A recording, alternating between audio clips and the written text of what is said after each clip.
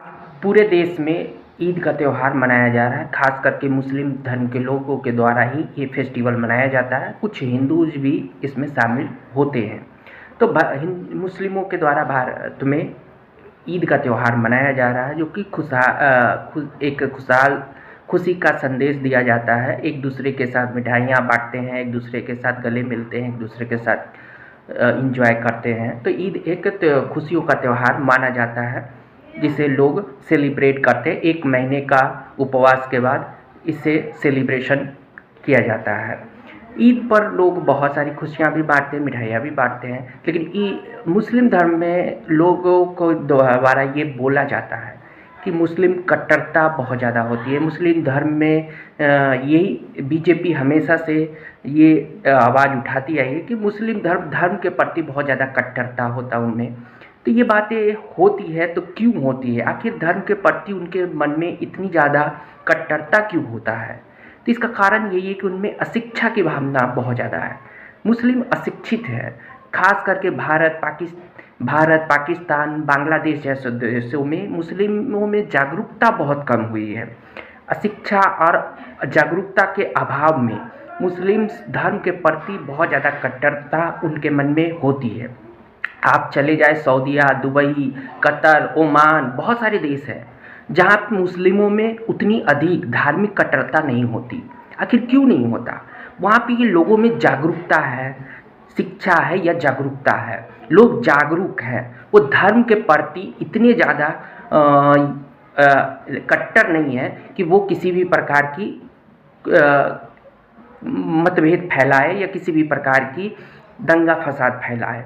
वहाँ पे लोगों में धर्म के प्रति इतनी ज़्यादा कट्टरता नहीं होती जितनी कि धर्म के प्रति कट्टरता भारत, पाकिस्तान, बांग्लादेश, अफगानिस्तान जैसे देशों में होती है। इसका मुख्य कारण है कि यहाँ पे अशिक्षा और जागरूकता के अभाव में लोगों के में बहुत ज़्यादा धर्म के प्रति कट्टरता होती है।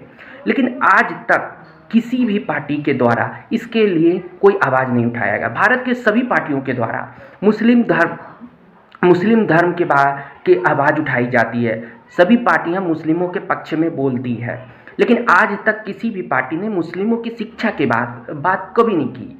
मुस्लिम अशिक्षित भारत में क्यों है? आज तक ये मुद्दा भारत में कभी नहीं उठा। बहुत सारे राज्यों में आज तक जब से देश आज़ाद हुआ सभी पार्टियों की सरकार बनी। आज भी बहुत सारी राज्यों में ऐसी पार्टियों की सरकार है जो मुस्लिम पक्षधर है। जैसे कि आप टीएमसी को ले लें। टीएमसी तो एक मुस्लिम पक्षधर पार्टी है, हमेशा से मुस्लिमों के पक्ष में बातें करती है। लेकिन क्या टीएमसी ने मुस्लिमों की शिक्षा के लिए कुछ किया? क्या पश्चिम बंगाल में मुस्लिम शिक्षित हुए? क्या उनका परसेंटेज बढ़ा? कि 10 वर्षों से टीएमसी की सरकार थी, उसके पहले भी 20-25 साल तक वहाँ पे कम्युनिस्टों की सरकार थी, उसके पहले भी वहाँ पे कांग्रेस की सरकार रही। लेकिन कभी भी हमेशा से बंगाल में इन्हीं लोगों की सरकार रही जो मुस्लिम के पक्षधर रहे। लेकिन क्यों मुस्लिम बंगाल में मुस्लिमों की शिक्षा का परसेंटेज नहीं बढ़ा? कितने प्रतिशत मुस्लिम बंगाल में शिक्षित हैं? आखिर मुस्लिमों का परसेंटेज क्यों नहीं बढ़ता शिक्षा की ओर? ना बंगाल में बढ़ा, किसी भी राज्य में नहीं बढ़ा, ना बिहार में बढ़ रहा, ना यूपी में बढ़ रहा, ना किसी भी राज्य में मुस्लिमों की शिक्षा का परसेंटेज बहुत कम बढ़ रहा। हिंदू शिक्षित हो रहे हैं लेकिन मुस्लिमों की शिक्षा का परसेंटेज बहुत कम बढ़ रहा। हाँ, केरला में कहा जाता है कि 99% लोग शिक्षित हैं, तो ऐसे में केरला में मुस्लिम भी शिक्षित होंगे। जो मुस्लिम परिवार केरला में रहता है वो तो शिक्षित होगा, लेकिन बाकी के राज्यों में मुस्लिम शिक्षा कितनी हुई? जो अशिक्षित लोगों को, जैसे बिहार में बताया जाता है कि 65% लोग बिहार में शिक्षित हैं, जो 35% अशिक्षित हैं उनमें कौन सी जातियों के लोग हैं या कि कौन से धर्म के लोग हैं? ये 65% जो अशिक्षित लोग बिहार में रहते हैं उसमें मुस्लिम लोगों की बहुत बड़ी संख्या होती है, कि मुस्लिम शिक्षित ही नहीं है। ना बिहार में मुस्लिम शिक्षित है, ना बंगाल में मुस्लिम शिक्षित है, और ना महाराष्ट्र या किसी भी राज्य में मुस्लिम शिक्षित है। मुस्लिम हर जगह अशिक्षित है, और इसका कारण है कि मुस्लिमों में जागरूकता बहुत कम है। और अशिक्षा होने के कारण से मुस्लिमों में जागरूकता ना के बराबर है, जिसके कारण उनमें धार्मिक कट्टरता बहुत ज़्यादा होती है, जिसके कारण से ये बहुत सारी धार्मिक तरह की लड़ाइयाँ भी होती है। तो बीजेपी की तरफ से भी ये उठाया जाता है मसला कि मुस्लिमों के धार्मिक कट्टरता बहुत है मुस्लिम्स में, मुस्लिम्स धर्म के प्रति बहुत ज़्यादा कट्टरता रखते हैं, या हिंदुओं को एकजुट करने की बातें भी की जाती है, लेकिन कभी मुस्लिमों की शिक्षा की बातें बीजेपी भी नहीं करती। मुस्लिमों को शिक्षित करने के लिए कोई स्कीम बीजेपी भी नहीं चलाती। आखिर मुस्लिमों की शिक्षा के लिए बीजेपी की तरफ से कोई स्कीम क्यों नहीं चलाया जाता? केंद्र में भी बीजेपी, यूपी में 10 वर्षों से बीजेपी की सरकार रही है। मदरसा की बातें तो की गई, लेकिन मुस्लिमों की शिक्षा के लिए क्या किया? उन्हें शिक्षा के तरफ अट्रैक्ट करने के लिए सरकार ने कौन सी पॉलिसीज लाई? आखिर वो लोग अशिक्षित हैं और वो दंगे फसाद करते हैं, कल को वो लोग फिर से आगे चलकर कुछ ना कुछ करेंगे। तो ऐसे में सरकार को भी इसके प्रति जागरूक होना चाहिए। सरकार भी इसके प्रति, जब तक ये मुस्लिमों को शिक्षित नहीं किया जाता तब तक भारत में धर्म के प्रति जो कट्टरता है वो खत्म नहीं होने वाला। जिस दिन मुसलमान शिक्षित हो जाएंगे, देश में कोई दंगा फसाद नहीं होगा। ये दंगा फसाद का मुख्य जड़ यही है कि मुस्लिम अशिक्षित हैं। और भारत में पहले ज़्यादा दंगा होता था, उसका कारण था कि हिंदू भी बहुत सारे अशिक्षित थे, इसलिए दंगे ज़्यादा होते थे। कोई शिक्षित व्यक्ति दंगा करने नहीं जाता, दंगा करने अशिक्षित लोग ही जाते हैं। तो हिंदू भी जब अशिक्षित थे तो दंगा ज़्यादा होता था। लेकिन जब जैसे जैसे हिंदुओं में शिक्षित होने लगे, हिंदुओं के मन में धर्म के प्रति कट्टरता धीरे धीरे कम होता हुआ चला गया। लेकिन मुस्लिमों में आज भी शिक्षा की दर बहुत कम है, जिसके कारण से ये चीज़ें घटित होती है। तो सरकार इसके लिए कुछ नहीं करती, और कोई भी सरकार नहीं करती, चाहे वो किसी भी पार्टी की सरकार किसी भी जगह पे हो। लेकिन मुस्लिमों के शिक्षा के लिए कोई आवाज़ नहीं उठाता। घेराबंदी की जाएगी कब्रिस्तान की घेराबंदी तो बिहार में किया गया, लेकिन मुस्लिमों के शिक्षा के लिए वैसा कोई बिहार सरकार स्कॉलरशिप तो देती है, चाहे वो किसी भी जाति या धर्म, मतलब कि जैसे कि पिछड़ी जातियों को, ओबीसी जातियों को बिहार में दिया जाता है स्कॉलरशिप, तो मुस्लिमों को भी मिलता है। ये स्कॉलरशिप का लाभ तो मुस्लिमों को भी मिलता है, हिंदुओं को भी, ओबीसी जातियों को भी मिलता है, और मुस्लिमों को भी, ओबीसी में जो मुसलमान आते हैं उन सभी को ये स्कॉलरशिप का लाभ बिहार में मिलता है। लेकिन जो लोग जाते हैं स्कूल्स उन्हें मिलता है, और जो नहीं जाते उन्हें नहीं मिलता है। तो बिहार सरकार ने कुछ स्कॉलरशिप योजनाएं तो चलाई है, जिसके तहत मुस्लिम महिलाओं को भी ये पैसे दिए जाते हैं, जैसे कि 50,000, 25,000, ये सब चीज़ें, स्कीम्स कई तरह के चलाए जाते हैं। तो उन सभी का लाभ मुस्लिम महिलाओं को भी मिलता है। तो बिहार में कुछ तो परसेंटेज बढ़े होंगे, ऐसा नहीं कि बिहार में कुछ नहीं बढ़ा होगा, कुछ तो बढ़ा होगा। लेकिन बाकी के राज्यों में ऐसे बहुत सारे स्कीम चलाए भी जाते, नहीं भी चलाए भी जाते, लेकिन केंद्र सरकार के तरफ से भी ऐसी कोई स्कीम नहीं चलाई जाती। केंद्र सरकार क्या करती है? हज के लिए पैसे दिए जाते हैं भारत में। हज पे जाना जरूरी है या फिर शिक्षित होना जरूरी है? क्यों मुस्लिम्स के लिए सरकार अल्पसंख्यक मंत्रालय के द्वारा कोई स्कॉलरशिप योजना था? अल्पसंख्यक मंत्रालय के द्वारा स्कॉलरशिप योजनाएं तो चलाई जा सकती है ना। भारत सरकार की अल्पसंख्यक मंत्रालय के द्वारा भी कोई चलाया जा सकता है, जिससे कि मुस्लिमों को शिक्षित किया जा सके। लेकिन ऐसे कोई स्कीम नहीं चलाए जाते, उन्हें हज पर भेजा जाता है। सरकार धार्मिक भावनाओं को बढ़ावा देती है। क्यों हज पर जाने के लिए सरकार पैसे क्यों दे? जिन्हें हज पर जाना है वो अपने पैसे से जाएंगे, सरकार इसके लिए पैसे क्यों देगी? सरकार किसी धार्मिक टूर के लिए पैसे क्यों दे? ये किस संविधान में कहाँ लिखा है कि सरकार धार्मिक पर्यटन के लिए पैसा? कौन सा विधान है? सरकार शिक्षा के लिए स्कॉलरशिप दे सकती है, लेकिन धार्मिक पर्यटन के लिए किसी भी प्रकार का पैसा देना ये सरकार का काम नहीं है। ये सरकार का काम नहीं है कि वो धार्मिक पर्यटन के लिए पैसे दे।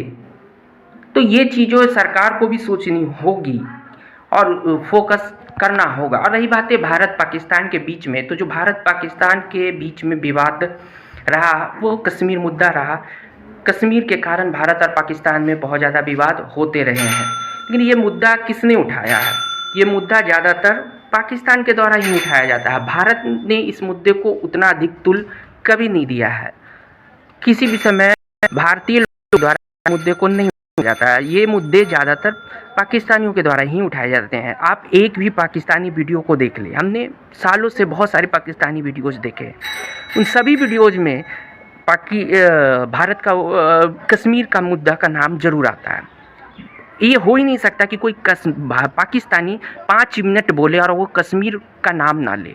ऐसा कभी हो ही नहीं सकता कि 5 मिनट कोई कश्मीरी बोलता हो, कोई पाकिस्तानी बोलता हो, 5 मिनट कोई पाकिस्तानी बोलता हो और वो कश्मीर का नाम ना ले, ऐसा कभी हो ही नहीं सकता।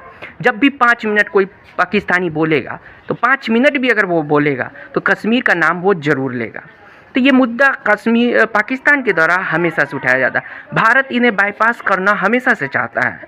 भारत कभी कश्मीर मुद्दा को नहीं उठाता, भले ये कभी कभी मुद्दे बोले जाते हों, लेकिन भारतीय लोगों के मन में कभी भी ये आपने नहीं सुना होगा कि हर भारतीय जब भी बोलता हो तो वो पाकिस्तान ऑक्यूपाइड कश्मीर के बारे में बोलता हो। कभी आपने सुना कि पीओके के बारे में हर भारतीय बोलता हो? जब भी भारतीय बोलता हो तो पीओके के बारे में बोलता हो। भारतीय लोगों के मन में पीओके के प्रति इतनी आस्था नहीं है, इतनी आस्था नहीं है कि 24 घंटे हमारे मन में पीओके रहे।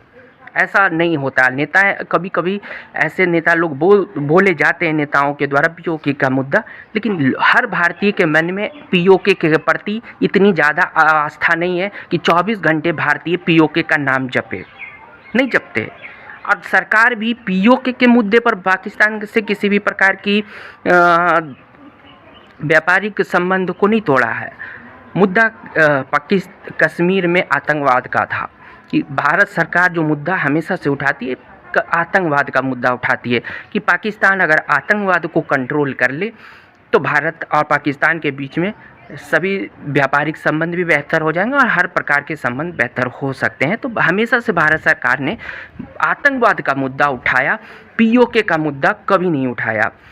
और आज भी भारत सरकार का डिमांड यही है कि वो आतंकवाद को साइड करके भारत और पाकिस्तान के बीच में बेहतर रिलेशन चाहते हैं। वो पीओके के मुद्दे को साइड भी करना चाहते हैं, कश्मीर के मुद्दे को साइड भी करना चाहते हैं। तो ये पाकिस्तानियों की है कि वो इस मुद्दे को साइड करके भारत के साथ बेहतर रिलेशन चाहते हैं या नहीं चाहते हैं। लेकिन भारत तो हमेशा से यही चाहता, और कुछ दिनों से अब भारत पाकिस्तान के दरमियान आतंकवाद की घटनाएं घटित होनी कम हुई है। अब आतंकवाद की संख्याएं बहुत कम हुआ है। भारतीय सेनाओं ने भी बेहतर प्रदर्शन किया, जिसके कारण से भारत में आतंकवादी घटनाएं में कंट्रोल हुआ है।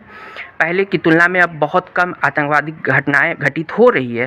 तो ऐसे में दोनों ही देशों के बीच में बेहतर संबंध के लिए भी विकल्प ढूंढा जा सकता है कि जिससे कि दोनों ही देशों के बीच में बेहतर संबंध हो सके। भारत सरकार को भी इस पर विचार करना चाहिए कि कैसे दोनों देशों के बीच में बेहतर संबंध स्थापित हो सके, दोनों ही देशों के बीच में ट्रेड बहाल हो सके और दोनों ही देशों के बीच में जो भी वैसी घटनाएं हो रही है वो ख़त्म हो सके। क्योंकि जो कश्मीर और पीओके का मामला है उसे साइड कर दिया जाना ही बेहतर होगा। दोनों ही देशों के विकास के लिए यही बेहतर है। उसे यूनाइटेड नेशंस में या किसी वर्ल्ड फॉर्म में उसे हल किया जाना चाहिए। युद्ध किसी भी समस्या का विकल्प नहीं है। ये बातें तो मोदी जी भी कहते हैं कि युद्ध किसी भी समस्या का विकल्प नहीं है। तो भारत पाकिस्तान के बीच में जो कश्मीर समस्याएं हैं उसका हल किसी और तरीके से ढूंढने की कोशिश की जानी चाहिए। युद्ध से दोनों ही देशों का नुकसान ही होगा, किसी का फ़ायदा होने वाला तो है नहीं। भारत कभी युद्ध चाहता भी नहीं है। भारत ने कभी भी युद्ध पहल भी नहीं की कि भारत कभी युद्ध चाहता हो। ये युद्ध चाहने वाले पाकिस्तान में ही होते हैं, भारत कभी युद्ध नहीं चाहता। तो इस पर विचार करने की दोनों ही देशों की ज़रूरत है कि इस मामले को कहीं साइड से हल किया जा सके, किसी वर्ल्ड फॉर्म में हल किया जा सके और दोनों ही देशों के बीच में जो भी संबंध खराब हुए उसे बेहतर किया जा सके। जहाँ तक ट्रेड की बातें हैं तो हमने गूगल में भी सर्च किया है तो पाकिस्तान ने भारत से 50,000 टन चीनी आयात किए हैं। ये पाकिस्तान सरकार ने अपने संसद में इस बात को रखा है कि पाकिस्तान ने भारत से 50,000 टन चीनी का आयात किया है। तो इसका मतलब है पाकिस्तान के तरफ से जो ऑर्डर्स दिए गए थे उसके लिए भारत के तरफ से सप्लाई दिए गए हैं। पूरी तरह से भारत सरकार ने भी बैन नहीं रखा है। दवाओं का सप्लाई भी हुआ और आपके वैक्सीन्स वगैरह भी सप्लाई किए गए हैं।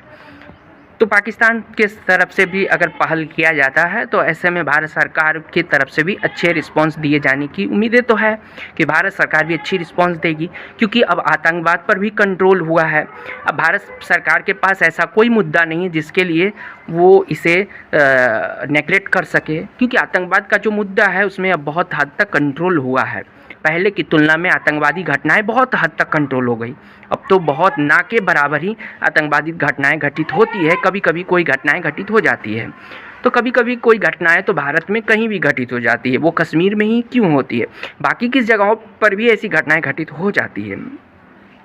तो अब वैसी बहुत ज़्यादा आतंकवाद की घटनाएं है नहीं, तो ऐसे में अब दोनों ही देशों को विचार करना चाहिए कि अब कैसे व्यापार को बेहतर किया जा सके, कैसे ही दोनों देशों के संबंध को बेहतर किया जा सके, क्योंकि और कोई कारण तो है ही नहीं, बाकी सारे कारण तो समाप्ति हो चुके हैं। तो दोनों ही देशों को बेहतर रिलेशंस के लिए बातचीत करनी चाहिए।